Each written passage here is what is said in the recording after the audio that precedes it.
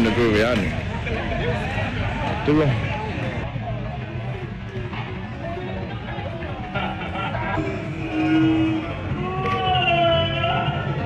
Unapata mavijana tuko na the skills, tuko na ile nia ya kutaka kuparticipate fully, but ikika in terms of resources unapata kama mavijana, in as much as serikali inasema ya kwamba imetenga pesa fulani iweze kufikia mavijana waingie katika kilimo, but ukikuja katika ground unapata it's not happening.